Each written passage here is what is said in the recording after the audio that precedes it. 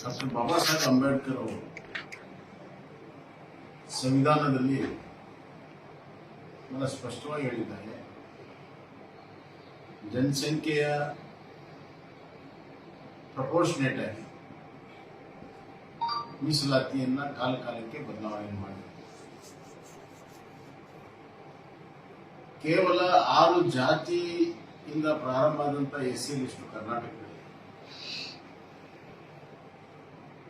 ಈಗ 101 ಜಾತಿಗಳು ಸೇರಿವೆ.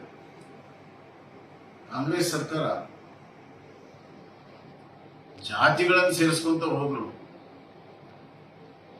ರಾಜಕೀಯ ಕಾರಣಕ್ಕಾಗಿ, ಆದರೆ ಅದರ ಅನುಗುಣವಾಗಿ ರಿಸರ್ವೇಶನ್ ಹೆಚ್ಚು ಮಾಡೋ ಕೆಲಸವನ್ನು ಮಾಡಿ ಇದು ಅವ್ರು ಮಾಡಿರುವಂತಹ ಬಹಳ ದೊಡ್ಡ ಆ ಸಮುದಾಯಕ್ಕೆ ದ್ರೋಹ. ಮೂಲಭೂತವಾಗಿರುವಂತಹ ಅಸ್ಪೃಶ್ಯರಿಗೆ ಏನು ರಿಸರ್ವೇಶನ್ ಸಿಗಬೇಕಾಗಿತ್ತು ಅದು ವಂಚಿತ ಆಗಿದ್ದೇ. ಪ್ರತಿ ಸಾರಿ ನೀವು ಜಾತಿಯನ್ನ ಸೇರಿಸಿದಾಗ, ಶೆಡ್ಯೂಲ್ ಕಾಸ್ಟ್ ಲಿಸ್ಟ್ ಅಲ್ಲಿ ಸೇರಿಸಿದಾಗ ಅದು ಅನುಗುಣವಾಗಿ ನೀವು ರಿಸರ್ವೇಶನ್ ಹೆಚ್ಚು ಮಾಡಿದ್ರೆ ಅಸ್ಪೃಶ್ಯರಿಗೆ ಅವತ್ತೇ ಸಿಗ್ತಾರೆ. ಅದನ್ನು ಮಾಡದೇ ಕೇವಲ ರಾಜಕೀಯ ಕಾರಣಕ್ಕಾಗಿ ನೀವು ಜಾತಿಗಳನ್ನು ಸೇರಿಸಿ 75 ವರ್ಷ ನಂತರ ಯಾರಾದರೂ SC ST ಎರಡು ಜನಾಂಗಕ್ಕೆ ರಿಸರ್ವೇಶನ್ ಕರ್ನಾಟಕದಲ್ಲಿ ಹೆಚ್ಚು ಮಾಡಿದ್ರೆ ಅದು ಬಿಜೆಪಿ ಸರ್ಕಾರ. ನಾನು ಮುಖ್ಯಮಂತ್ರಿ ಇದ್ದಾಗ ಎಲ್ಲ ಜನರ ಬೇಡಿಕೆ ಇತ್ತು. ನಾಗಮೋಹನ್ ದಾಸ್ ಅವರ ಸಮಿತಿ ಇತ್ತು. ಸಮಿತಿ ವರದಿ ಆಧಾರದ ಮೇಲೆ SCಗೆ 15 ಇದ್ದಿದ್ದು 17, STಗೆ 3 ಇದ್ದಿದ್ದು 7 ನಾವು ಮಾಡಿದ್ವಿ. ಇವತ್ತು ನಾವು 15ರಿಂದ 17 ಮತ್ತು 3ರಿಂದ 7 ಮಾಡಿದ್ರಿಂದ ಇವತ್ತು ಸಿದ್ದರಾಮಯ್ಯ ಅವರಿಗೆ ಈ ಒಳ ಮೀಸಲಾತಿಯನ್ನು ಕೊಡಕ್ಕೆ ಸಾಧ್ಯ ಆಗಿದೆ. ಇದನ್ನ ಆ ಸಮುದಾಯಗಳು ಅರ್ಥ ಮಾಡ್ಕೋಬೇಕು ಮತ್ತು ಮುಖ್ಯಮಂತ್ರಿಗಳು ಒಪ್ಕೋಬೇಕು. ಯಾಕಂದ್ರೆ 5 ವರ್ಷದಿಂದ ಈ ಡಿಮಾಂಡ್ ಇತ್ತು ಅವ್ರು ಮುಖ್ಯಮಂತ್ರಿ ಇದ್ದಾಗ. ಅವಾಗ ಯಾಕೆ ಮಾಡಲಿಲ್ಲ? ನನ್ನ ಪ್ರಶ್ನೆ. ಅವ್ರು ಮುಖ್ಯಮಂತ್ರಿ ಇದ್ದಾಗ 15% ಮಾತ್ರ ಇತ್ತು, ಅವಾಗ ಯಾಕೆ ಮಾಡಲಿಲ್ಲ? ಹೀಗಾಗಿ ಇವತ್ತು ಅವರಿಗೆ ಇದನ್ನ ಒಳ ಮೀಸಲಾತಿಯನ್ನು ಕೊಡೋದಕ್ಕೆ ಆಸ್ಪದವನ್ನ, ಅವಕಾಶಗಳನ್ನ, ತಳಹದಿಯನ್ನ ವಿಸ್ತರಣೆ ಮಾಡಿ ಇವತ್ತು ಕೊಟ್ಟಿದ್ದು ಬಿಜೆಪಿಯ ಸರ್ಕಾರ. ಎರಡನೇದಾಗಿ ರಾಜೋಳ ಸಾಹೇಬ್ ಹೇಳಿದಂತೆ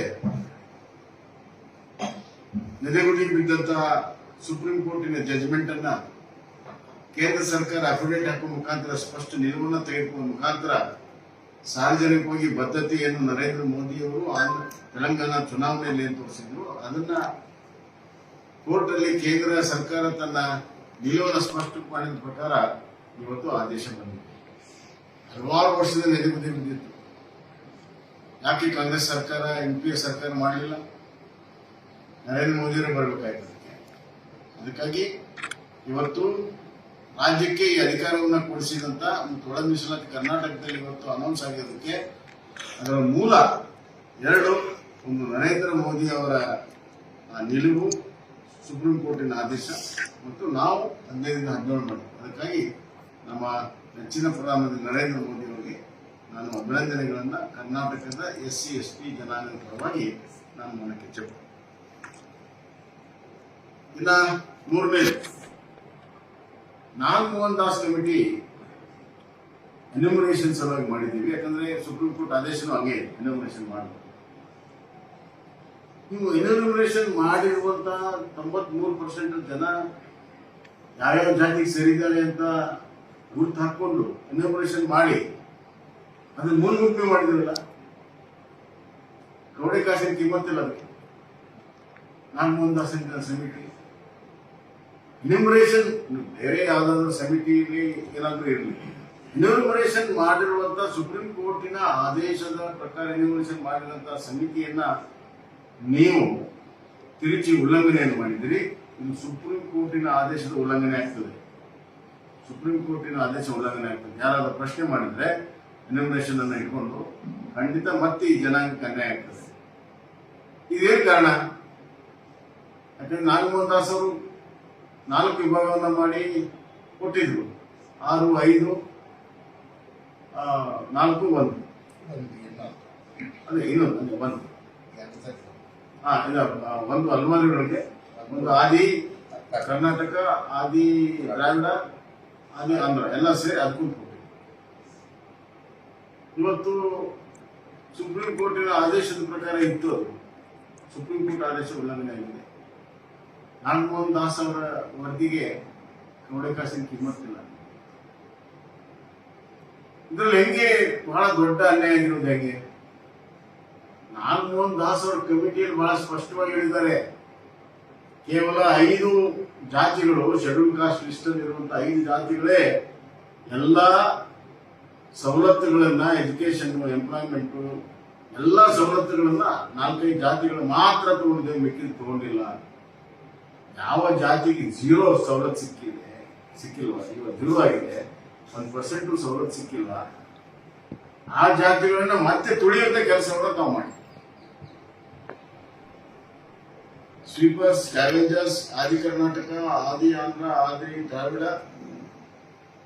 ಅವ್ರು ಸರಿಯಾಗಿ ಅವ್ರ ಐಡೆಂಟಿಟಿನೇ ಇಲ್ಲ.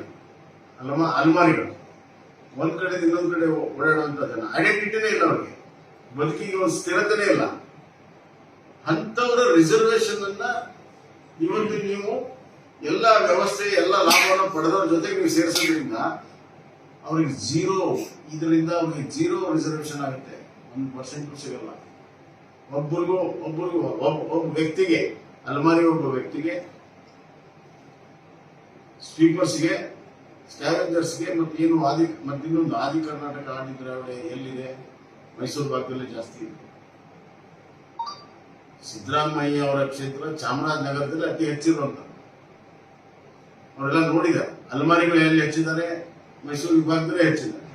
ಅವರ ಒಡನಾಟದಲ್ಲಿದ್ದು ಅವ್ರು ಗೊತ್ತಿರುವಂತಹ ಈ ಸಮುದಾಯಗಳು ಅತ್ಯಂತ ತುಳಿತಕ್ಕೆ ಒಳಪಟ್ಟ ಲಿಸ್ಟ್ನಲ್ಲಿ ಅತ್ಯಂತ ತಳಮಟ್ಟದಲ್ಲಿರುವಂತಹ ಈ ಸಮುದಾಯಗಳನ್ನ, ಅವ್ರಿಗೆ ಒಡನಾಟ ಇರುವಂತಹ ಈ ಸಮುದಾಯಗಳಿಗೆ ಅನ್ಯಾಯ ಮಾಡಿದ್ದಾರೆ. ಪ್ರಶ್ನೆ ಏನು, ಯಾಕೆ ಮಾಡಿದ್ದಾರೆ? ಯಾಕಂದ್ರೆ ತಮ್ಮ ರಾಜಕೀಯ ಸ್ಥಾನವನ್ನು ಉಳಿಸಿಕೊಳ್ಳಲು ಮಾಡಿದ್ದಾರೆ.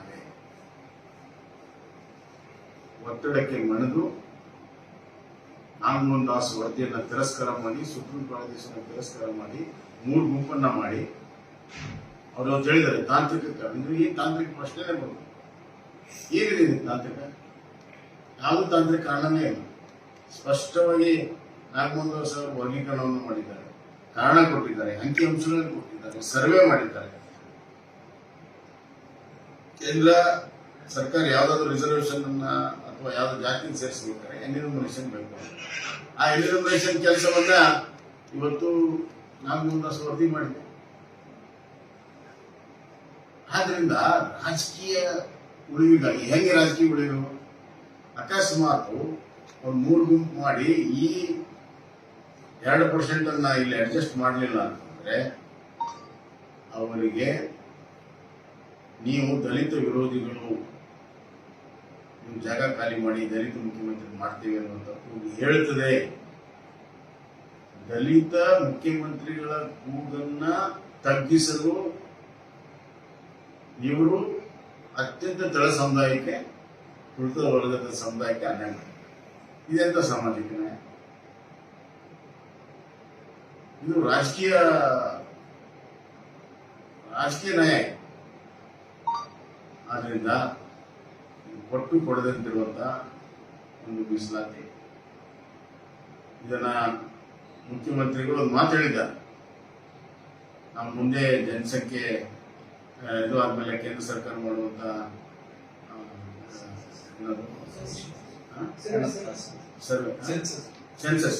ಸೆನ್ಸಸ್ ಆದ್ಮೇಲೆ ಇದನ್ನು ಸರಿಪಡಿಸ್ಕೊಡ್ತೀವಿ. ಅಂದ್ರೆ ನೀವೇ ಇನ್ಫಾರ್ಮೇಶನ್ ಮಾಡಿದ್ಮೇಲೆ ಅಲ್ಲಿವ್ರಿಗೆ ಯಾಕೆ?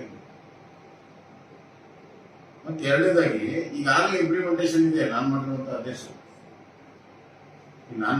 ಆದೇಶ ಈಗಾಗಲೇ ಇಂಪ್ಲಿಮೆಂಟೇಷನ್ ಇದೆ. 100 ಜನ SC ಮತ್ತು STಗೆ ಅಡಿಷನಲ್ MBBS, ಅಡಿಷನಲ್ ಇಂಜಿನಿಯರಿಂಗ್ ಮತ್ತು ಅಡಿಷನಲ್ ಎಂಪ್ಲಾಯ್ಮೆಂಟ್ ಅಲ್ಲಿ ಈಗಾಗಲೇ ಅವಕಾಶಗಳಾಗಿದೆ. ಬಹಳ ಜನಕ್ಕೆ ಈಗಾಗಲೇ MBBS ಸೀಟು ಸಿಕ್ಕಿದೆ. ಸುಮಾರು 2,500 ವಿದ್ಯಾರ್ಥಿಗಳಿಗೆ ಹೆಚ್ಚುವರಿಯಾಗಿ ಏನು ಸಿಕ್ಕಿದಕ್ಕಿಂತ ಹೆಚ್ಚುವರಿಯಾಗಿ ಇಂಜಿನಿಯರಿಂಗ್ ಸಿಕ್ಕಿದೆ. ಸುಮಾರು 450ಕ್ಕಿಂತ ಹೆಚ್ಚು ಮೆಡಿಕಲ್ ಸೀಟ್ಗಳು ಈಗಾಗಲೇ ಸಿಕ್ಕಿದ್ದಾವೆ. ಆಲ್ರೆಡಿ ಅದರ ಇಂಪ್ಲಿಮೆಂಟೇಷನ್. ನಾನು ಮಾಡಿರುವಂತದ್ದು ಸರ್ಕಾರಿ ಆಜ್ಞೆ ಅಲ್ಲ, ಅದು ಕಾನೂನು.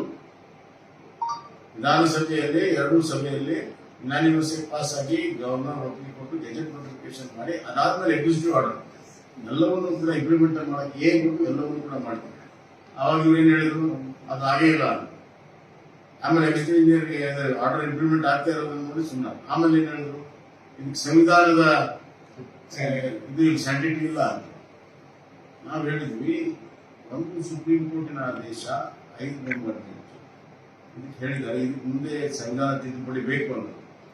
ಸಂವಿಧಾನ ತಿದ್ದುಪಡಿ ಬೇಕು ಅಂತ ವಿಧಾನಸಭೆ ನಿಂತ್ಕೊಂಡು ಹೇಳಿದ್ರು ಸಿದ್ದರಾಮಯ್ಯ. ನಾವು ಹೇಳಿದ್ವಿ ಇಲ್ಲ, ಹಾಗೆಲ್ಲ ಸಂವಿಧಾನ ತಿದ್ದುಪಡಿ ಬೇಕಾಗಿಲ್ಲ, ಎಲ್ಲವನ್ನೂ ಕೂಡ ನೋಡಿ ನಾವು ಮಾಡಿದ್ದೇವೆ. ಈಗ ನಾವು ಸಂವಿಧಾನ ತಿದ್ದುಪಡಿ ಮಾಡಿದ್ದಾರೆ, ಸಂವಿಧಾನ ತಿದ್ದುಪಡಿ ಇಲ್ಲೇ ಮಾಡಿದ್ರಲ್ಲ. ಈಗ ನಾವು ಏನು ಒಪ್ಪಿಗೆ ಕೊಟ್ಟಿದ್ವಿ, ನಮ್ದೇನು ಸರ್ಕಾರ ನಿಲುವು, ಆ ಸರ್ಕಾರ ನಿಲುವಿಗೆ ಮೂಲಭೂತವಾಗಿ ಬೇಸಿಕ್ ಆಗಿ ನಮ್ಮ ಸರ್ಕಾರ ನಿಲುವನ್ನೇ ಒಪ್ಕೊಂಡು ಮಾಡಿದ್ವಿ. ಆದರೆ ಹಂಚಿಕೆಯಲ್ಲಿ ಅನ್ಯಾಯ ಆಗಿದೆ, ಅದನ್ನು ಸರಿಪಡಿಸ್ಬೇಕಂತ ಹೇಳಿ ನಾನು ಮುಖ್ಯಮಂತ್ರಿ